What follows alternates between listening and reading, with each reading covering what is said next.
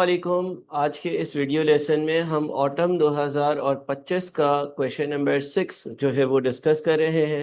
ये क्वेश्चन है standard costing और वेरिएंस एनालिसिस का है और आपको रिवर्स वर्किंग सिखाता है। सवाल को रीड करते हैं, रिक्वायरमेंट्स देखते हैं और समझते हैं। अच्छा देखिए, अगर सवाल की रिक्वायरमेंट आप देखते हैं ना तो वो बोलता है required for the month of August 2025 compute the following for SL. और कुछ चीज़ें हैं such as standard cost per kg of direct material calculate करना, standard direct material usage per unit of समीडा, समीडा जो है इनका फिनिश्ड गुड है, उसको कैलकुलेट करना है। और ये 6-7 रिक्वायरमेंट्स है। सवाल का डेटा किस तरह का है, बोलता है Sam Stag limited SL is engage in the manufacture and sale of a single product समीडा।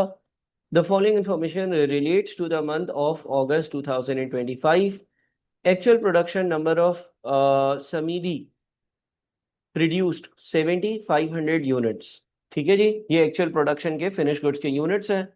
Actual cost के बारे में कुछ इन्फॉर्मेशन है। Direct material purchased and used 70,000, 120 रुपये का 1 किलो। डायरेक्ट लेबर 18,000 घंटे और 300 रुपये per hour. Variable production overhead जो है वो 80 पर आवर। फिर वेरिएंसेस दिए गए, मटेरियल यूजेज वेरिएंस, लेबर का rate variance, variable production overheads का एक्सपेंडिचर वेरिएंस, डायरेक्ट मटेरियल का प्राइस वेरिएंस और डायरेक्ट लेबर का एफिशिएंसी वेरिएंस आपको ऑलरेडी दिया हुआ है। अदर इन्फॉर्मेशन में लिखा हुआ है the variable production overheads rate is calculated based on direct labour hours work. यानी कि जो वेरिएबल ओवरहेड्स को आप इंक्लूड करते हो यूनिट्स में, वो डायरेक्ट लेबर आवर्स के हिसाब से इंक्लूड करते हो। Assume that there is no opening और क्लोजिंग WIP। अच्छा, पहली रिक्वायरमेंट देखते हैं और एक एक करके रिक्वायरमेंट्स को डिस्कस करते हैं। देखिए, पहली रिक्वायरमेंट में है स्टैंडर्ड कॉस्ट पर किलोग्राम ऑफ डायरेक्ट मटेरियल, यानी कि पहली रिक्वायरमेंट जो है वो डायरेक्ट मटेरियल से रिलेवेंट है। दूसरी रिक्वायरमेंट भी अगर देखते हैं तो लिखा हुआ है standard direct material usage per unit of समीडी। यानी कि पहली दो रिक्वायरमेंट जो है वो कुछ मटेरियल से रेलिवेंट है। मटेरियल से रेलिवेंट सवाल में आपके पास एक्चुअल जितना भी मटेरियल यूज हुआ और परचेज किया और उसका जो रेट है वो दिया हुआ है।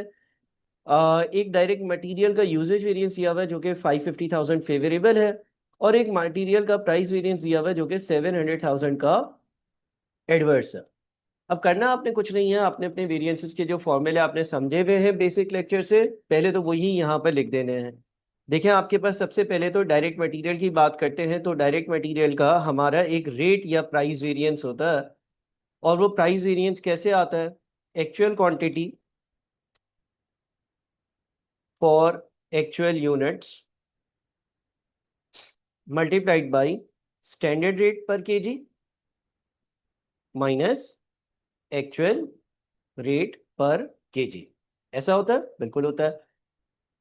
और दूसरा आपका जो मटेरियल से रेलेवेंट वेरिएंस होता है डायरेक्ट मटेरियल का यूजेज वेरिएंस। डायरेक्ट मटेरियल का यूजेज वेरिएंस कैसे आता है? Standard rate multiplied by standard quantity for actual units minus actual quantity for actual units. ऐसे आ जाता है। ऐसा ही है। ये हमने क्या किया, डायरेक्ट मटेरियल का एक प्राइस वेरिएंस और डायरेक्ट मटेरियल का जो यूजेज वेरिएंस है उसका फॉर्मूला लिख दिया। अब देखिए, हमारे पास प्राइस वेरिएंस दिया हुआ है, बिल्कुल दिया हुआ है। एडवर्स प्राइस वेरिएंस है, कितना है? 700,000 का। मैथमेटिकली अगर एडवर्स वेरिएंस है तो हम लिखेंगे 700,000 नेगेटिव इज इक्वल्स टू क्या था भाई? डायरेक्ट मटेरियल का price variance. Direct material price variance is equals to actual quantity for actual units multiplied by standard rate minus actual rate. Material price variance की जगह नेगेटिव 700,000 लिखा। Actual quantity for actual units, actual quantity for actual units हमें दी दी है। Actually जो हमने direct material का usage किया वो 70,000 किलो किया था, 70,000 multiplied by standard rate. Standard rate हमें नहीं पता, ऐसा लिख देते हैं। एक्चुअल रेट हमें पता है 120 का। ठीक है जी, इसको सॉल्व कर लेते हैं।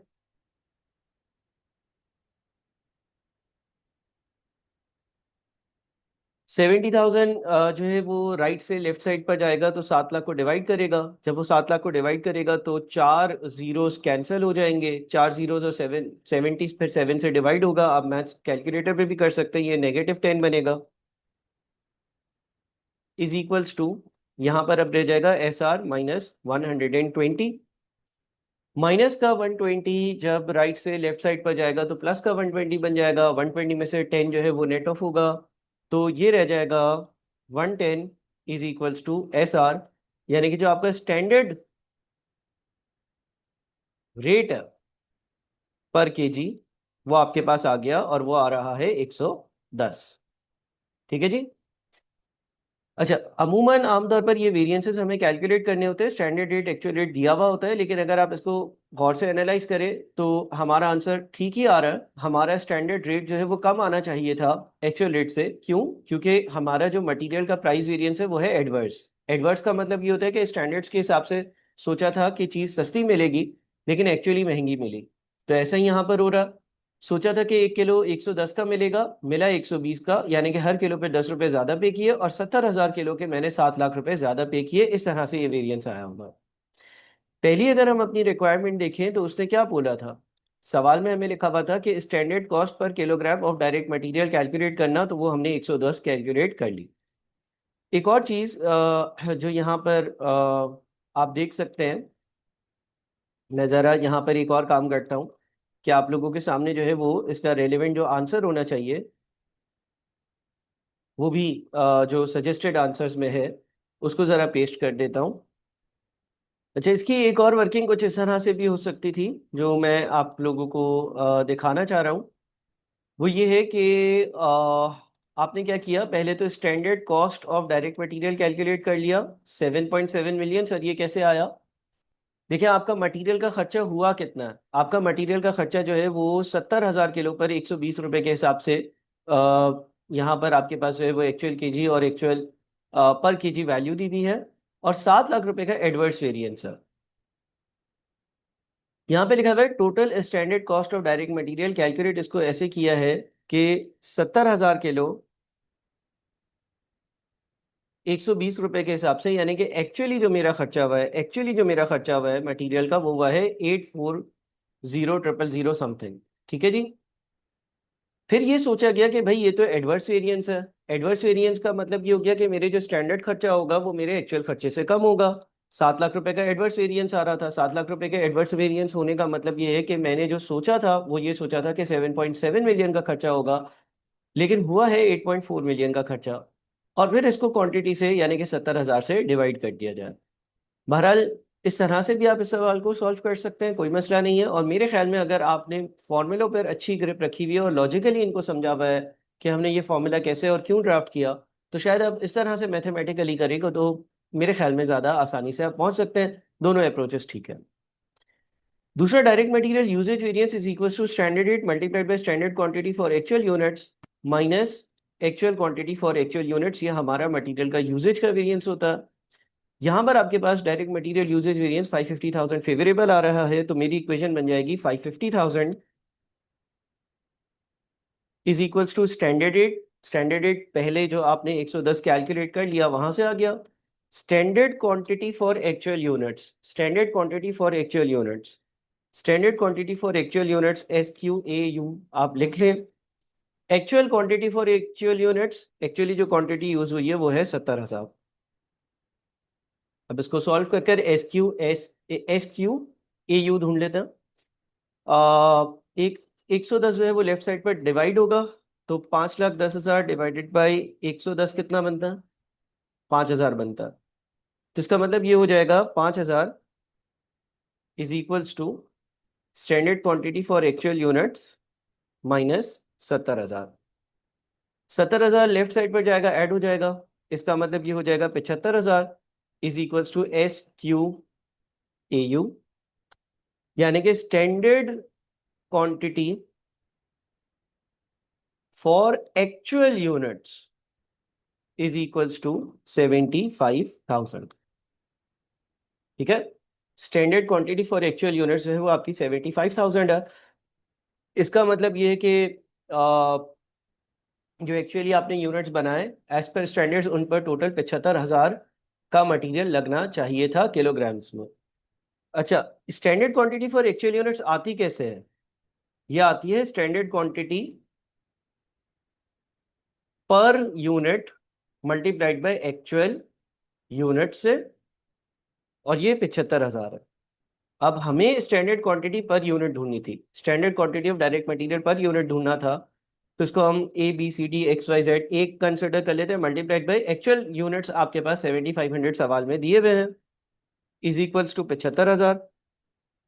तो आपके पास ए जो है ना वो आ जाएगा 75,000 डिवाइडेड बाई 7,500, 75,000 डिवाइडेड बाई 7,500, ये बन जाता है आपका 10। ठीक है जी, मैंने इक्वेशंस की मदद से किया, अदरवाइज एक और ऑल्टरनेटिव तरीका भी है, इसको भी ज़रा देख लीजिएगा, स्टडी कर लीजिएगा। अगर आपके स्टैंडर्ड कॉस्टिंग में ग्रिप अच्छी है कॉन्सेप्चुअली तो आप इस तरीके को भी समझ सकते हैं, और इस तरह से चाहें तो इस तरह से सॉल्व कर लें। मुझे इक्वेशंस के ज़रिए सॉल्व करना ज़्यादा आसान लगता है, ज़्यादा कंफर्टेबल हूँ, इक्वेशंस को लॉजिकली समझा हुआ है, तो आप इक्वेशन से या मैथमेटिकली सॉल्व कर लें या ऐसे कर लें, लेकिन दोनों की प्रैक्टिस कर लीजिएगा, दोनों को लॉजिकली समझ ज़रूर लीजिएगा। अच्छा जी, अगली जो दो काम हमें करने हैं वो कौन से दो काम है भाई? अगले जो दो काम हमें करने हैं वो है standard direct labour rate per hour और standard time per unit of समी डी, ये ढूंढना। यानी कि अब लेबर से रेलेवेंट वेरिएंसेस हैं, तो लेबर से रेलेवेंट इंफॉर्मेशन क्या है भाई हमारे पास? लेबर से रेलेवेंट हमारे पास ये डायरेक्ट लेबर का अमाउंट और डिटेल्स वगैरह एक्चुअल दी हुई है, और लेबर का रेट वेरिएंस दिया हुआ है, और लेबर का एफिशिएंसी वेरिएंस भी दिया हुआ है। चलें कर लेते हैं। डायरेक्ट लेबर रेट वेरिएंस कैसे आता है भाई? Labour rate variance actual hours for actual units into standard rate minus actual rate, ऐसे आ जाता है। और दूसरा क्या होता है भाई आपका? डायरेक्ट लेबर एफिशिएंसी वेरिएंस कैसे आता है? Standard rate multiplied by standard quantity for, sorry, standard hours for actual units minus actual hours for actual units, ऐसे आ जाता है। ठीक है जी, अब आ जाते हैं हम डायरेक्ट लेबर रेट वेरिएंस पर। डायरेक्ट लेबर रेट वेरिएंस जो है वो आपका actual hours for actual units multiplied by standard rate minus actual rate है। ये फॉर्मूले ऐसे रटने नहीं है, ये याद रखिएगा, मैंने अपने कॉन्सेप्चुअल लेसन्स में इनको समझाया है, आपने इनको समझना है। ठीक है जी, अब लेबर रेट वेरिएंस यहाँ पर 450,000 का फेवरेबल है, so 450,000 is equal to actual hours for actual units, actually 18,000 घंटे काम हुआ है, multiplied by standard rate. Standard rate कितना है? 300 का। नहीं सॉरी, वो तो एक्चुअल रेट है, स्टैंडर्ड रेट मालूम करना है, एक्स कर देते हैं या एस आर ही लिखना है, रहने देते हैं। एक्चुअल रेट जो है वो 300 का। ठीक है जी, 450,000 से 18,000 लेफ्ट साइड पर आएगा तो डिवाइड होगा, 450,000 डिवाइडेड बाई 18,000 कितना बन जाता है भाई? 25 बनता है। तो ये बन जाएगा आपका 25 इज इक्वल्स टू SR-300। ठीक है जी, तो आपका अगर -300 लेफ्ट साइड पर जाता है तो वो 25 में ऐड होगा, 325 हो जाएगा। तो स्टैंडर्ड रेट जो है वो 325 है। थोड़ा सा मुख्तलिफ तरीके से यहाँ पर आईकेप ने सॉल्व किया है, आप चाहें तो आप ये वाला मेथड यूज कर लें, इस मेथड को भी लॉजिकली जरा देख लीजिएगा, लेकिन हमारा आंसर बिल्कुल सेम आ रहा है। लेबर एफिशिएंसी वेरिएंस की बात करते हैं तो वो हमें दिया हुआ है एडवर्स, तो हम माइनस का साइन लगाएंगे इक्वेशन में और 975,000 लिखेंगे क्योंकि एडवर्स है। स्टैंडर्ड रेट हमारा 325 है। Standard hours for actual units, standard hours for actual units नहीं पता, लेकिन actual hours for actual units हमें 18,000 पता है।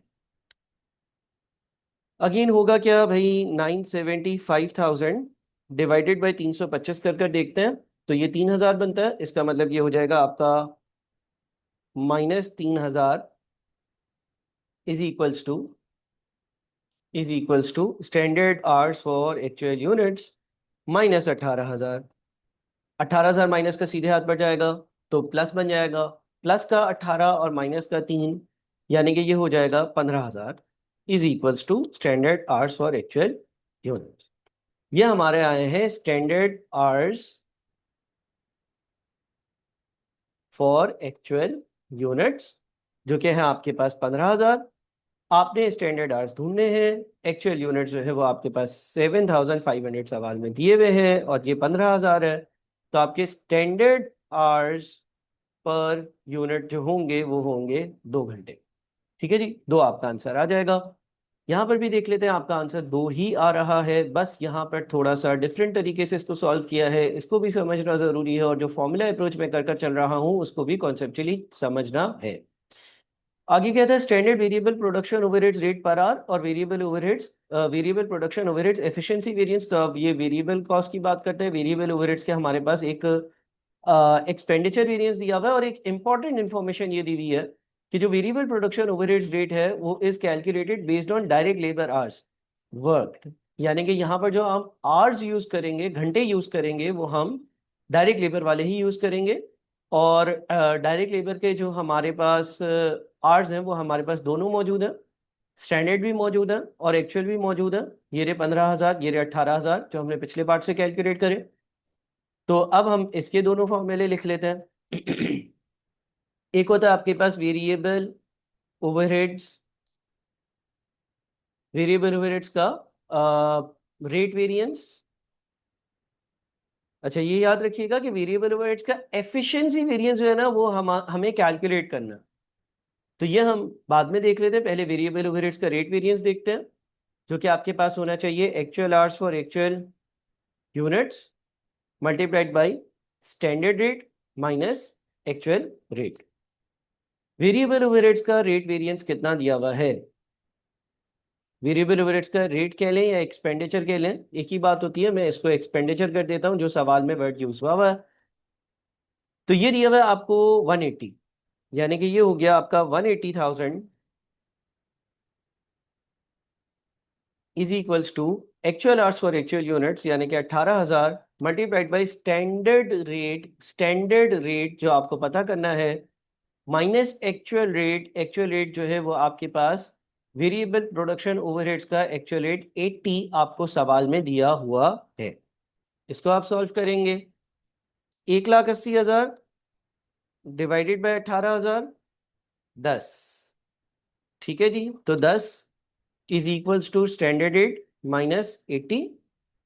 स्टैंडर्ड रेट जो आपका आ जाएगा वो आएगा 90। ठीक है जी, यही चीज यहाँ पे दिखा देता हूँ। ये देखिए आपके पास 90 का आंसर आ रहा है। तो ये भी अगेन हमने इक्वेशन से ही जल्दी से सॉल्व कर लिया। फाइनली और आखिरी रिक्वायरमेंट हमारी जो है वो है वेरिएबल ओवरहेड्स का एफिशिएंसी वेरिएंस, जो कि वेरिएबल ओवरहेड्स का एफिशिएंसी वेरिएंस जो कि आपके पास बराबर है standard rate multiplied by standard hours for actual units minus actual hours for actual units.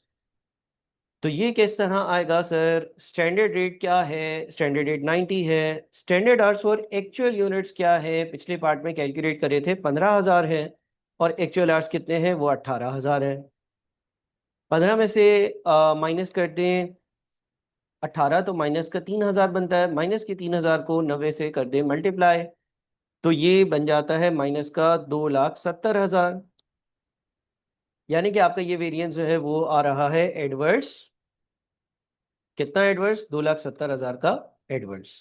ठीक है जी, देख लेते हैं यहाँ पर भी कुछ डिफरेंट तरीके से यही आंसर आ रहा है। तो हमने किया इस सवाल को सॉल्व। इस सवाल को सॉल्व करने के लिए आपके लिए पास ये ज़रूरी है कि स्टैंडर्ड कॉस्टिंग की बेसिक नॉलेज हो।